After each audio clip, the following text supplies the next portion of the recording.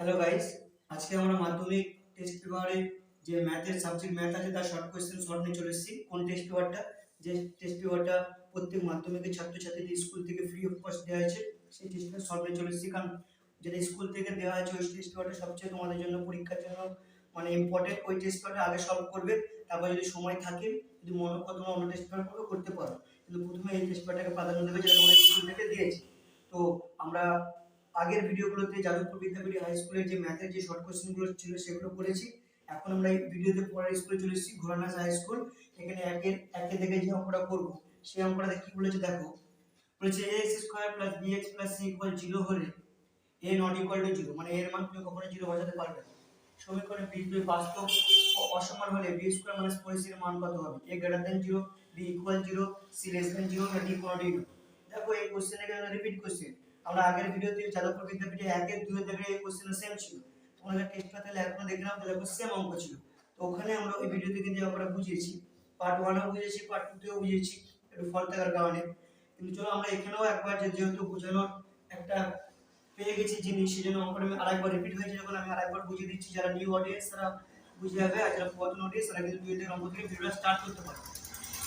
তো এই প্রথমে বলেছি যেহেতু রিপিট করতে আমরা এই টাইপের অঙ্কগুলো আমাদের ইম্পর্টেন্ট। খেয়াল হলো? খেয়াল রাখতে হবে এগুলো শর্ট কোয়েশ্চেন, তাহলে আমাদের কি করতে হবে? শর্ট মেথডে করতে হবে, না বড় মেথডে যাবো। শর্ট মেথড, এক নাম্বার ধরে শর্ট মেথড, ঠিক আছে? তো আমাদের কি কি ডাটা দিয়েছে দেখে নাও। দিয়েছে বি স্কয়ার মাইনাস 4ac এর মান কত?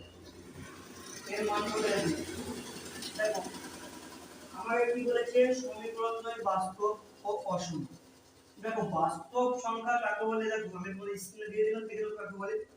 বাস্তব সংখ্যা আমার নেগেটিভ, তার মানে সরলরেখা আছে একটা, এখানে 0 এটা, তো 0 এর সাইডে 0 ডান দিকে 0 1 2 3 4 এভাবে চলতে থাকবে। আর 0 এর সাইডে কি -1 -2 -3 এভাবে চলতে থাকবে। তো এগুলো টোটাল সবকে বলা হয় বাস্তব সংখ্যা। এই বিজয়ের মান কি আমার 0 হতে পারে, আমার আবার যেহেতু এর মান কিন্তু 0 হবে না, কিন্তু যেহেতু বলে দিয়েছি, তাহলে কি হতে পারে? আমার নেগেটিভ আসতে পারে, পজিটিভ আসতে পারে। বাস্তব মানে বুঝে গেল। কিন্তু এখানে কি বলেছে? অসমান। তাহলে কি বীজদ্বয়ের মান আপনার কোনো কি সমান হবে না? তাহলে যদি অসমান হয় তাহলে কি হয়ে গেল? এটা যেহেতু বাস্তব তাহলে কি গ্রেটার দ্যান 0 হবে।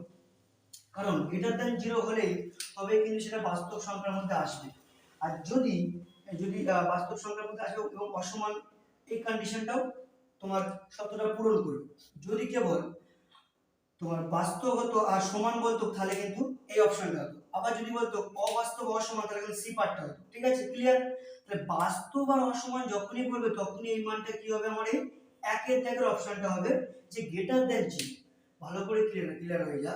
যখন বলো বাস্তব ও অসমান, বীজদ্বয়ের মানগুলো বাস্তব আর অসমান যখনই হবে তখন আমার এই অপশনটা হবে যে বি স্কয়ার মাইনাস 4ac এর মান কি গ্রেটার দ্যান 0। দেখো এই অঙ্কটা কিন্তু ইম্পর্টেন্ট, বারবার বলছি এই অঙ্কটা কিন্তু ইম্পর্টেন্ট।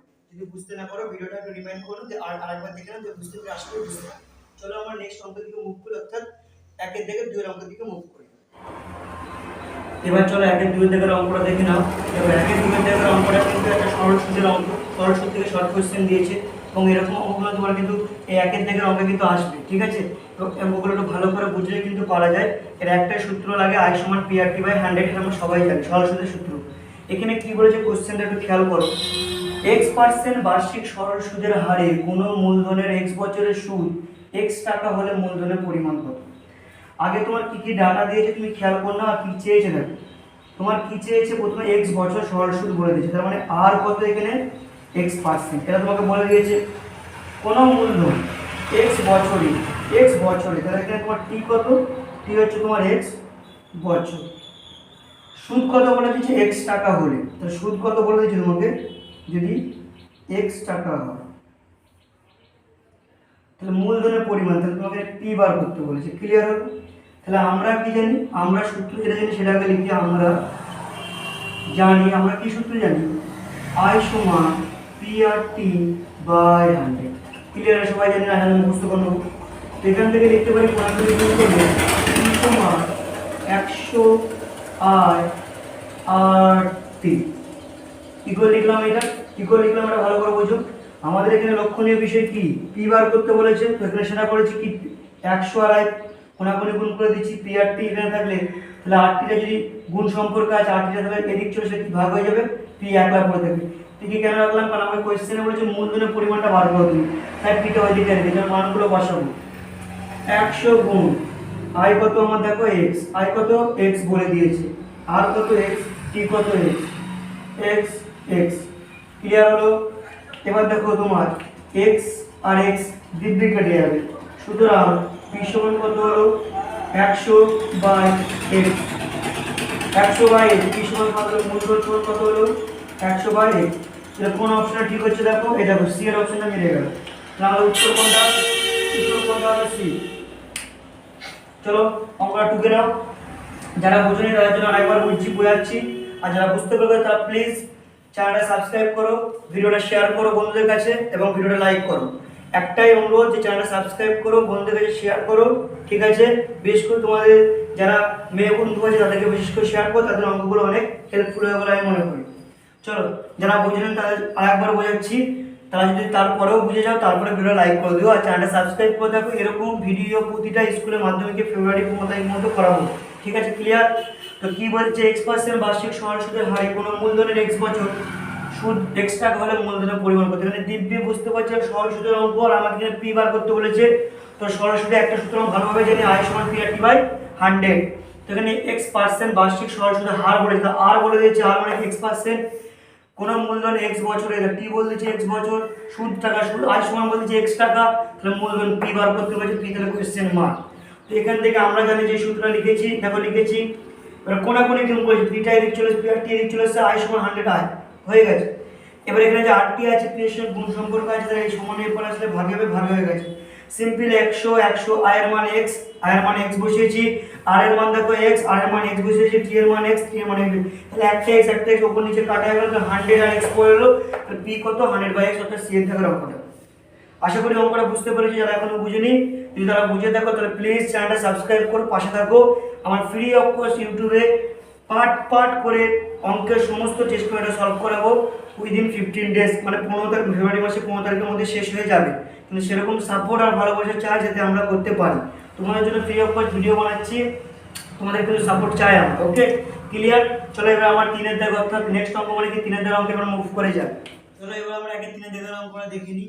একে 3 দাগের অঙ্কটা কি বলেছে দেখো, অঙ্কটা দেখে কিন্তু আমার বুঝতে হবে না কোন সূত্র লাগবে, বুঝলে তো? অঙ্কটা বলেছে দেখো, এক ব্যক্তি ব্যাংকে 100 টাকা জমা রেখে 2 বছরের পর সময় চক্রবৃদ্ধি পেলেন 121 টাকা, বার্ষিক চক্রবৃদ্ধি সুদের হার কত। এখানে হার বার করতে বলেছে, অর্থাৎ সেটা কি কোন চ্যাপ্টার, চক্রবৃদ্ধি সুদের, মানে 6.1 এর চ্যাপ্টার সূত্রগুলো এখানে লাগবে, ঠিক আছে? তোমাদের বইয়ের কোশ্চেন কি 6.1 চ্যাপ্টার সূত্রগুলো লাগবে, তাহলে এখানে কিন্তু তোমার কি কি ডাটা করে থাকে সেটা লিখে নাও, তাহলে আরো সুবিধা হবে। তাহলে এখানে তোমার কি বলে দাও, সময় চক্রবৃদ্ধি, তাহলে এ বলে দিয়েছে তোমার এ কত, এখানে দেখো এ হচ্ছে 121 টাকা, ক্লিয়ার? 121 টাকা, এ তোমার প্রথমে এখানে বলে দিয়েছে যে 121 টাকা। তারপরে কি বলেছে দেখো, যে এক ব্যক্তি ব্যাংকে 100 টাকা জমা দিল, মূলধন, মূলধন মানে পি কত বলেছে তোমাকে 100 টাকা, তাহলে আসল, আসল তোমাকে বলেছে 100 টাকা, সময় 2 বছর, তাহলে এর সময় কত বলেছে 2 বছর, তোমাকে বার করতে হবে কত, আর বার করতে হবে, ক্লিয়ার? কোশ্চেন ব্যাংকে বোঝা গেছে কিনা দেখে নাও, তারপরে আমরা নিশ্চিত অঙ্ক সলভ করব। এখানে আমাদের কি কি ডাটা দিয়েছে আর কি বার করতে বলেছে, চক্রবৃদ্ধি সুদের হার আর বার করতে বলেছে। তাহলে আমরা সূত্র কি জানি, এ সমান কি, সূত্র কি জানি আমরা, a সমান p into 1 plus r by 100 to the power n, জানি কি জানি না এই সূত্রটা, চক্রবৃদ্ধি সুদের সূত্র কিন্তু হবে, ঠিক আছে? এখানে এই সমান চক্রবৃদ্ধি থাকলে এই তোমার চক্রবৃদ্ধি সুদের যে চ্যাপ্টারটা আছে ওই চ্যাপ্টারের কিন্তু অঙ্ক, সেই সূত্র সমান চক্রবৃদ্ধি, তোমার সূত্র কি, a সমান p into 1 plus r by 100 to the power n। তাহলে এখানে দেখো কি কি আমরা জানি, এই এর মান আমরা জানি, এর মান কত 121, p এর মান কত 100 জানি, 1 প্লাস r বার করতে বলেছে, r জানি না, 100 to the power n, n কত 2। ক্লিয়ার হয়ে গেল? কি কি বসালাম আমি, কিভাবে বসালাম, আর একবার দেখো, যেহেতু আমরা বলে দিচ্ছি a সমান 121 100, p সমান 100 100 লিখেছি, 1 প্লাস r জানি না, r বার করতে বলেছে 100 to the power n, n এর মান হচ্ছে 2। ক্লিয়ার? দেখো কিভাবে অপারেট করছি, দেখো 1 plus r 100 to the power 1 plus r by 100 square, মানে হোল স্কয়ার আছে, তাহলে এখানে 121 এর নিচে 100 এর গুণ সম্পর্ক চলে গেল, এই দিকটা দিয়ে ভাগ সম্পর্ক হয়ে গেল। ক্লিয়ার? স্কয়ারটা ওদিক চলে গেলে আমরা সবাই জানি কি হয়ে যাবে, রুট হয়ে যাবে। ক্লিয়ার? 100টা নিচে রয়ে গেলে স্কোয়ারটা লিখে দিলে কি হয়ে যাবে, রুট হয়ে যাবে, মানে বর্গমূল হয়ে যাবে। বর্গ আছে ওদিকে গেলে কি হয়ে যাবে, সমান উপরে গেলে বর্গমূল হয়ে যাবে। মানে সব ক্যালকুলেশন নিয়ম। তারপরে দেখো কি করবো এখান থেকে, এই যে আছে 1 প্লাস r/100 ইকুয়াল কত হলো দেখো, 121 কে রুটের বাইরে বেরোলে কত হয় 11, আর 100 বেরোলে কত হয় 10। এবার r/100 টা এখানে রাখবো, আর 1 টাকে ওইদিকে যে প্লাস 1 আছে ওইদিকে চলে গেলে কি হয়ে যাবে, অবশ্যই -1। আপনারা ক্লিয়ার হলো? দেন দেখে নাও, বা r100 এটা করলে কত হবে 1/10, এটা বিয়োগ করলে কত হবে, 10 টা লসাগু করলে 1/10, বা r সমান যদি কোনাকুনি গুণ করি তাহলে 100 টাকা উপরে চলে গেল আর নিচে 10 পড়ে রইলো। ক্লিয়ার হলো? দেন কি হবে দেখো, যদি এটা বড় করে দিচ্ছি তোমাদের সুবিধার জন্য, যদি দেখতে না পাও একটু জুম করে নেবে, আসলে বোর্ডে জায়গা নেই অঙ্কটা, একটু বড় করে করছি তোমাদের সুবিধার জন্য। 10 এই শূন্য শূন্য কেটে গেল, r সমান কত হলো, r সমান হলো 10%। তাহলে কোন উত্তরটা মিলছে, উত্তর মিলছে অপশন এ। চলো একবার দেখে নাও নিজের অঙ্কটা, অঙ্কটা টুকে নাও। যদি বুঝতে না পারো তাহলে কমেন্ট বক্সে জানাও, আর যারা বুঝতে পারে তারা অবশ্যই কি করতে হবে জানো। চলো যারা বুঝতে পারে তার জন্য আমি আরেকবার বোঝাচ্ছি। প্রথম কাজ হবে এরকম অঙ্ক, চক্রবৃদ্ধি সুদ 6.1 6.2 সমান সুদ, এরকম অঙ্ক তোমার যদি দেয় প্রথমে তোমাকে বুঝতে হবে কি কি দিয়ে দিচ্ছে, কি বার করতে বলেছে, তোমাকে চেয়েছে কি। তো তাহলে তুমি যা কোশ্চেনটা পড়ে যাচ্ছ তোমাকে মূলধন দিয়ে দিচ্ছে, সময় চক্রবৃদ্ধি দিয়ে দিচ্ছে, আর সময় দিয়ে দিচ্ছে, আর তোমাকে তাহলে কি বার করতে বলেছে, তোমাকে বলেছে চক্রবৃদ্ধি সুদের হার, অর্থাৎ আর বার করতে বলেছে। তো আর বার করতে বলেছে, তাহলে এখানে a 121 টাকা, p 100 টাকা, n 2 বছর, আর r সমান কত বার করতে বলেছে। তাহলে আমরা সূত্র দিয়ে জানি a = p * 1 + r/100 two the পাওয়ার 8। তাহলে এর মান 121 বসিয়েছি, p এর মান 100 বসিয়েছি, 1 + r এর ভ্যালু বার করতে বলেছে আমি জানি না, r/100, n এর মান 2 লিখে দিয়েছি। এবার তাহলে এই যে এখানে হলো 100, এর সাথে গুণ সম্পর্ক আছে, তো সমানের উপরে গেলে কি হয়ে যাবে, ভাগ সম্পর্ক হবে। তাহলে দেখো 121 ভাগ 100 হয়েছে। এবার কি জানি স্কোয়ারটাকে তাড়াবো, স্কোয়ারটা যদি সমানের উপর আসে কি হয়ে যাবে, রুট হয়ে যাবে, তো বর্গমূল হয়ে যাবে, তাই হয়ে গেল। এবারে বর্গমূল দিয়ে 121 এর বর্গমূল যদি করবে, মানে 121 কে রুট থেকে যদি বার করি তাহলে কত হবে 11, 100 কে বার করলে হবে 10, তো 1 + r/100 11/10 হয়ে গেল। এই 1 টা প্লাস আকারে আছে, ওই দিক গেলে কি হয়ে যাবে, মাইনাস আকারে হয়ে যাবে, তাই হয়ে গেল। এই দুটো বিয়োগ করে কি পেলাম 10/1, আর নিচে কত r/100। ক্লিয়ার হয়েছে, r/100। এবার এখান থেকে সিম্পল একটা ক্যালকুলেশন, দেখো কোনাকুনি যদি গুণ করো 100 আর 1 গুণ করলে কত হয় 100, আর 10 গুণ করলে 10, আর সেই 10 টা যদি এদিক চলে আসে তাহলে কি ভাগে হয়ে যাবে। তাহলে এখানে শূন্য শূন্য কাটা, r সমান কত হয়ে গেল তোমার, r সমান 10%। অপশন এ অঙ্কটা মিলে গেছে। আশা করি এই অঙ্ক বুঝতে পেরেছো অঙ্কটা। যদি বুঝতে না পারো এখনো, তাহলে ভিডিওটা কি করবে আগে নিয়ে যাও, যে প্রথম থেকে দেখো, আরেকবার দেখবে বুঝতে পেরে যাবে। অর্থাৎ তোমরা কিন্তু অঙ্কগুলো শুধু দেখবে না, লিখে করবে, দেখবে তাহলে আরো বোঝাটা ভালো হবে। ঠিক আছে, আমি যদি আরো আরেকবার বোঝাই তাহলে কি সময়টা ভিডিওটা অনেক লেন্দি হয়ে যাবে, তার জন্য আমি এখানেই পরের অঙ্ক দিকে মুভ করে যাব। তোমরা যদি না বুঝতে পারো তোমরা একটু আগে না, ভিডিওটা এতটা দেখেছো আর কিছুটা আগে গিয়ে দেখে নাও, দেখো বুঝতে পারো। ঠিক আছে, ক্লিয়ার? চলো একটা লাইক করে দাও, নেক্সট অঙ্ক দিকে মুভ করে দাও। দেখো এবার 1/4 থেকে যে অঙ্কটা দিয়েছে এটা দেখে বুঝতে পারছো অনুপাত আর সমানুপাতের অঙ্ক।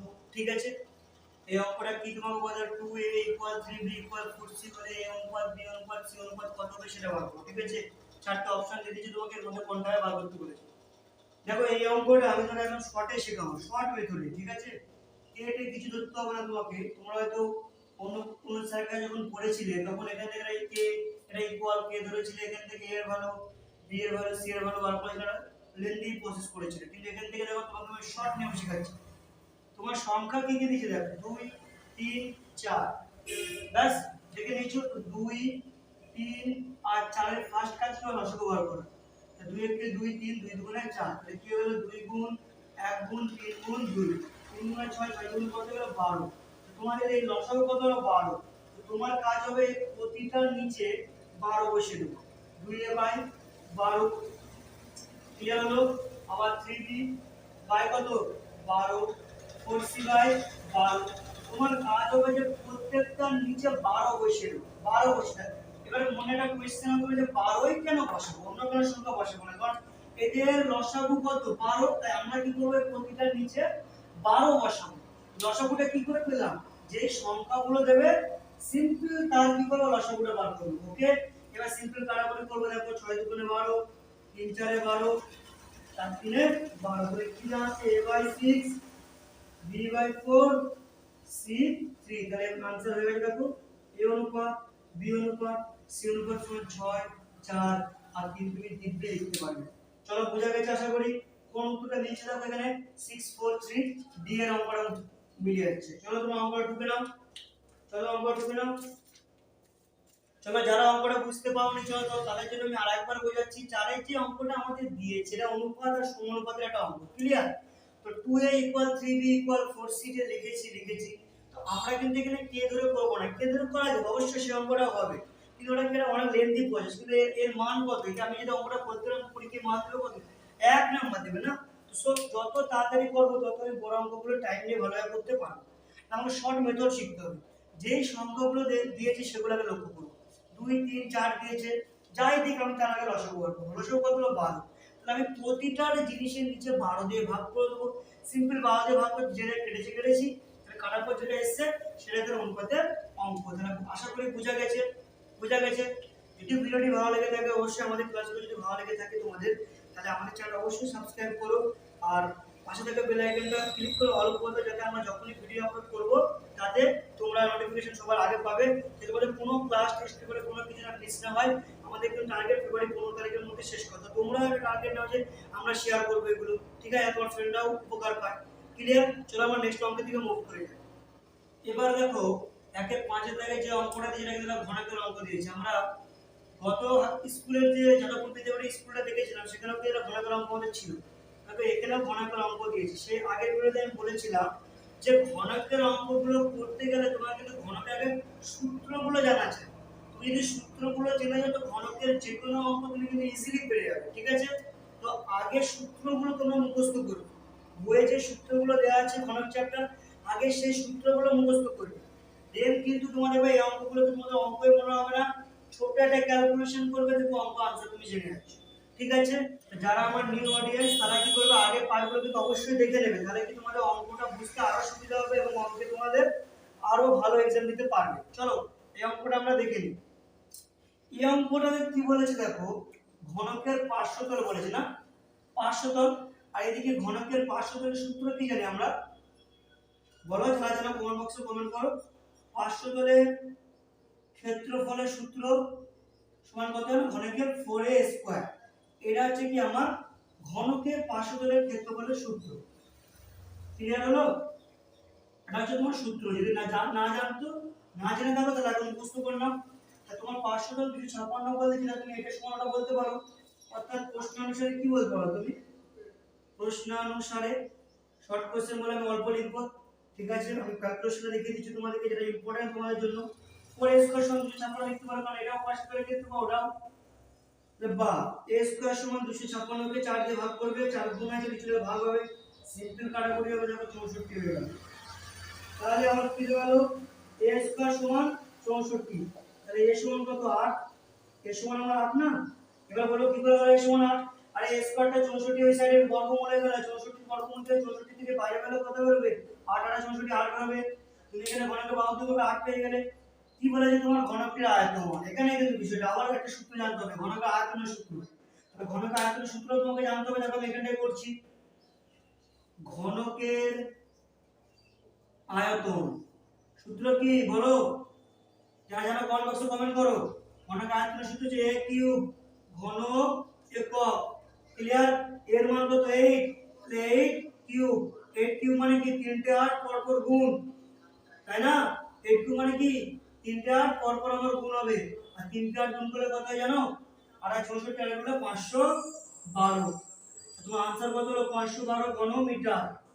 তুমি দেখো সিম্পল দুটো সূত্র যদি জানতে, পার্শ্বতলের ক্ষেত্রফল সূত্র আর ঘনকের আয়তনের সূত্র তুমি যদি জানতে তাহলে ইজিলি তুমি অঙ্কটা করে ফেলতে। আমি তোমাদের বোঝাচ্ছি বলে প্রতিটা স্টেপ করেছি, তোমার প্রতিটা স্টেপ না করতে পারো ক্লিয়ারলি এটা आंसर কি করে দেবে। তাই আমাদের কোনটা 512 মিলছে, দেখো অপশন ডি মিলেছে 512 আমার, অপশন ডি মিলেছে আমার 512। চলো যারা বুঝতে পারোনি তাদের জন্য আমি আরেকবার বোঝাচ্ছি।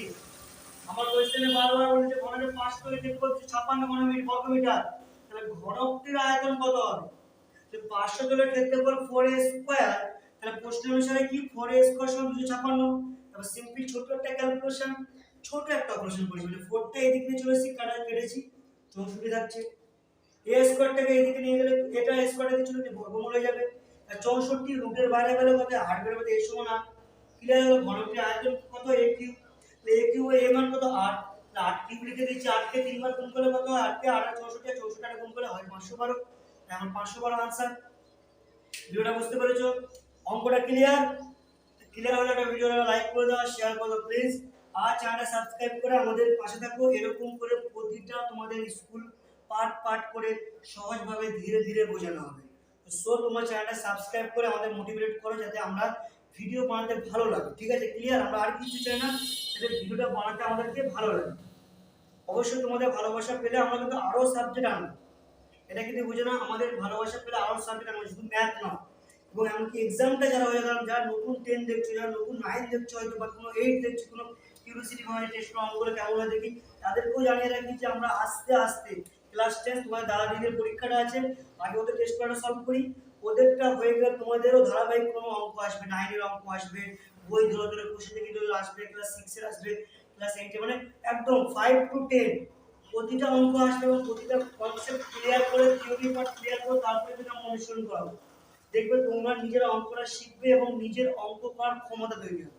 যে হ্যাঁ, আমি এরকম টাইপের অঙ্ক করেছি, আমাকে এরকম টাইপের অঙ্ক দিলে আমি নিশ্চিত পাবো। হলো? তো তোমাদের কিন্তু আমার চ্যানেল সাবস্ক্রাইব করে অবশ্যই পাশে থাকতে হবে আর ভালোবাসা দিয়ে যেতে হবে। অর্থাৎ আমাদের ভিডিওগুলো শেয়ার করে দাও। আর তোমাদের মন্তব্য অবশ্যই কিন্তু কমেন্ট বক্সে জানিও যে হ্যাঁ, এটা চাই তোমাদের, ওটা চাই, যেটা লাগবে, যেরকম নিয়ে যাবে অবশ্যই কমেন্ট বক্সে জানাবে। কমেন্ট বক্সটা কিন্তু তোমাদেরই জন্য। ক্লিয়ার? চলো নেক্সট ভিডিও দিকে মুভ করে যাই। একের জায়গায় একটাই অঙ্ক বাকি ছিল, 6টা অঙ্ক। চলো নেক্সট ভিডিও দিকে মুভ করে যাই। কি ব্যাপার বলো তো, আজকে এখন একটা জ্যামিতির অঙ্ক পাইনি কেন? যাদবপুর বিদ্যাপীঠে জ্যামিতির অঙ্ক ছিল, কিন্তু এখনো কিন্তু 5টা অঙ্ক করবো না, একের জায়গায় এখনো দেয়নি। দেখা যাক পরের অঙ্কটা থেকে কি অঙ্ক আছে। চলো দেখো, 1-এর 6 দাগের অঙ্কটা, অর্থাৎ 1-এর দাগের এটা লাস্ট কোশ্চেন। ভালো করে দেখো কি বলেছে, এটা জ্যামিতির অঙ্ক কিন্তু দিয়েছে। ঠিক আছে? এই বলছিলাম জ্যামিতির অঙ্ক কেন দিয়ে দিলাম, 6 দাগের কোশ্চেন কিন্তু জ্যামিতির অঙ্কই দিয়েছে। তো জ্যামিতির অঙ্ক আমি কি বলেছি, জ্যামিতির অঙ্ক তোমাকে আগে আঁকাটা ভালো করে আঁকতে হবে। ঠিক আছে? বলছি অকেন্দ্রীয় বৃত্তে, তার আগে একটা বৃত্ত বলেছে, আমরা অকেন্দ্র মনে করছি সেন্টার মানে কেন্দ্র, এর একটা বৃত্ত আছে অকেন্দ্রীয় বৃত্ত, ওটা আমরা জানা এখানে না। অকেন্দ্রীয় বৃত্তের এবি সিডি দুটি সমান দৈর্ঘ্যের জ্যা, মানে একই দৈর্ঘ্যের সমান দৈর্ঘ্য। তার মনে করলাম এটা আরেকটা, এটা মনে করলাম এবি আর এটা মনে করলাম সিডি, দুটো জ্যা বলে দিয়েছে। দুটো জ্যা যখন বলে দিয়েছে তোমাকে খেয়াল করতে হবে। তারপর কি বলেছে দেখো, ও বিন্দু থেকে, তাহলে ও বিন্দু এটা হলো বড় সেন্টার মানে ওটা, ও বিন্দু থেকে এবি জ্যা দূরত্ব, মানে কি এই যে দূরত্বটা আছে, এই যে আমার এই দূরত্বটা আছে, এটা বলেছে কত, 4 সেমি বলেছে। কি বলেছে? 4 সেমি। তাহলে এটা তুমি কত বলে দিয়েছে, 4 সেমি। তারপরে কি বলেছে দেখো, সিডি জ্যা দূরত্ব কত, তাহলে ও বিন্দু থেকে সিডি, মানে দেখো আমি তোমাকে বোঝাচ্ছি, দেখো বোঝার চেষ্টা করো। মানে কি এই যে এটা দূরত্ব কত, এটা দূরত্ব কত তোমাকে আমার কি বার করতে দিয়েছে। না আমরা একটু ভালো করে এগিয়ে দিই।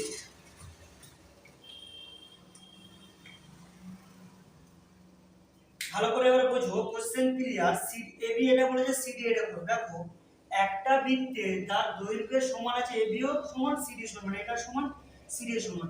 তাহলে এবি বিন্দু যদি 4 সেমি হয়, মানে এই যেটা দূরত্ব এই কেন্দ্র থেকে যদি 4 সেমি হয়, তাহলে তোমার এটাও মানে এই পার্টটাও তো কত হবে, এটাও 4 সেমি হবে না, এটাও তো 4 সেমি হবে। দেখো মোটামুটি ভালো করে বুঝো, তোমার এইটা যত হবে এটাও তত হবে, তাই না? তো তাহলে এখানে সিডি ও বিন্দু থেকে সিডি যার দূরত্ব কত, সিডি যার দূরত্ব তোমার 4 সেমি। Option B is the correct answer. Clear হলো অঙ্কটা? Option B is the correct answer. Clear হলো? ছবিটা হলো তোমরা কিন্তু ভালো করে বুঝে তোমরা দেখো, নিজে যখন নিজে লিখে লিখে করবে না, তখন অঙ্কটা বুঝতে পারবে। ঠিক আছে?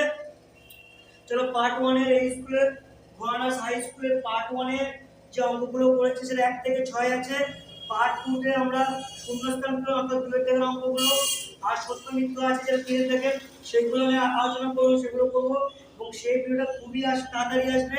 এবং তোমরা দেখছো যে আমরা রেগুলার মানে প্রতিদিন ভিডিও আপলোড করছি, যাতে তোমাদের সামনে পরীক্ষা আছে, তোমাদের যেন একটা দিনও মিস না হয়। এবং অঙ্কটা কিন্তু রেগুলার করার সাবজেক্ট, এনে ওকে একদিন করবো বা 7 দিন করবো, তো যে একদিন করছি সেই পড়াটা বেকার। তোমাকে কিন্তু সারা দিনের মধ্যে তুমি যতটুকু পড়ো, কেউ 8 ঘন্টা পড়ে, কেউ 10 ঘন্টা, কেউ পড়ে, কেউ 12 ঘন্টা পড়ে, যে যার ক্যাপাসিটি অনুযায়ী পড়ে এবং যে যার প্রয়োজন অনুযায়ী পড়ে, সে পড়ার টাইম টেবিলের মধ্যে অঙ্কটা কিন্তু তোমাকে এই মুহূর্তে মিনিমাম পার 1 ঘন্টা রাখতেই হবে। তবে কিন্তু তুমি শর্ট কোয়েশ্চেনে কিন্তু অঙ্কগুলো বুঝতে পারবে এবং প্র্যাকটিস, প্রচুর পরিমাণে প্র্যাকটিস করতে হবে তোমাকে। প্র্যাকটিস করে এই ঠিক আঙুলের গোড়ায় আনতে হবে। যখনই পরীক্ষা হলে বলবে 60 করে অঙ্কগুলো নেমে যাবে। প্র্যাকটিস কিন্তু তোমাকে প্রচুর করতে হবে, ঠিক আছে? তো আমরা ডেইলি অঙ্কের ভিডিও বানাচ্ছি, ডেইলি শর্ট কোয়েশ্চেন গুলো করাচ্ছি, এগুলো শুধু তোমাদের জন্য। তো তোমরা কি করবে, তোমরা যারা আছো তারা কি করে ফ্রেন্ডদেরকে শেয়ার করো, চ্যানেলটা সাবস্ক্রাইব করতে বলো, স্ট্যাটাস দাও লিংকের, এগুলো প্লিজ করো। যত দেখো যে আমাদের চ্যানেলটা গ্রো হচ্ছে, আমাদের পরিবারের ফ্যামিলির সদস্য বাড়ছে, তত আমাদের দায়িত্ব বাড়বে, তত আমাদেরকে ভিডিও বানাতে ভালো লাগবে। এবং নিজের ফ্যামিলিকে ঠিক রাখার দায়িত্ব, নিজের ফ্যামিলিকে বড় করার দায়িত্ব কিন্তু একমাত্র তোমাদেরও। শুধু কিন্তু আমার নয় যে আমি রেগুলার ভিডিও দিয়ে যাবো, সে ভিউ আসলো কিনা আমার একার দায়িত্ব নয়, কিন্তু ওটা তোমাদেরও, ঠিক আছে? তো তোমরা ভিডিওটাকে শেয়ার করো, চ্যানেলটা সাবস্ক্রাইব করে রাখো, তাহলে তোমরা নেক্সট নোটিফিকেশন খুব তাড়াতাড়ি পাও। আজকে পার্ট 1 এর 1 থেকে 6টা ফর্ম করলাম, পার্ট 2 খুব তাড়াতাড়ি আসবে।